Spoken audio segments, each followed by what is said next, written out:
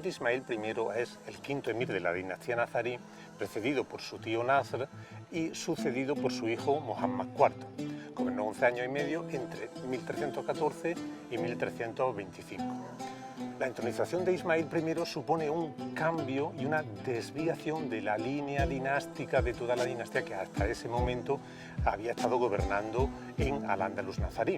Su padre, Abu Sa'id Faraj, era uno de los hombres más importantes e influyentes de Al-Ándalus. Incluso llegó a desarrollar la hazaña de conquistar Ceuta, al otro lado del estrecho, y además de desarrollar un buen gobierno de la ciudad de Málaga, una ciudad de tradición levantisca, rebelde, complicada de gobernar. Pues bien, precisamente desde Málaga, Abu Sa'id Faraj se sublevó contra Nasr, el emir gobernante. Sin embargo, tuvo la inteligencia y la sabiduría y habilidad política de no proclamarse él mismo emir, sino proclamar a su hijo Ismail, el que sería futuro Ismail I.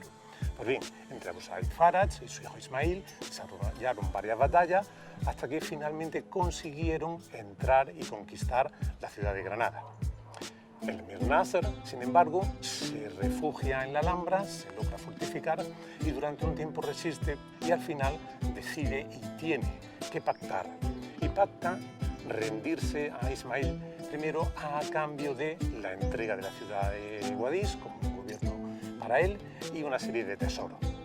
Esto finalmente se lleva a cabo y entonces empieza ya Ismail I su gobierno como emir reinante en la Alhambra y en todo el territorio andalusí.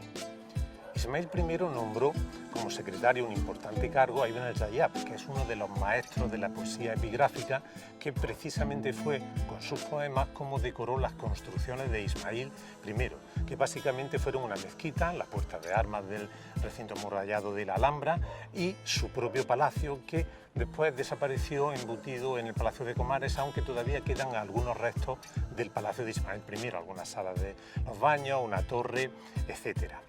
En política interior tuvo que hacer frente a varios conflictos y sublevaciones, especialmente del sultán derrocado, Nasr, que desde Guadix se alió con los cristianos, pero la gran ofensiva cristiana que casi pretendía acabar con el Andalus nazarí se saldó con una enorme victoria de Ismail I en la conocida como Batalla de la Vega de 1319, donde incluso llegaron a morir los generales y llamados infantes, don Juan y don Pedro.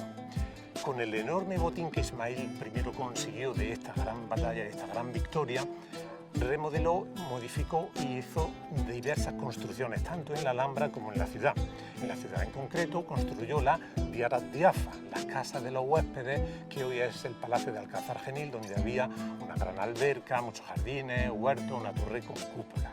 También con este dinero, con este gran botín que consiguió, remodeló el Generalife, la Dar al-Mamlaka Saida, que es el Palacio del Generalife, al que añadió una torre. En conjunto, todas estas construcciones embellecieron y engrandecieron tanto la Alhambra como la ciudad.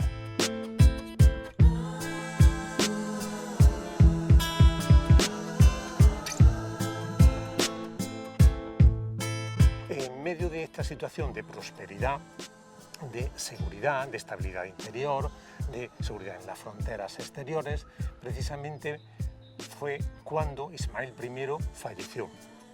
Y falleció de forma violenta y prematura, con solo 46 años, por un asesinato que perpetró uno de sus parientes, un Arraez, uno de sus jefes militares.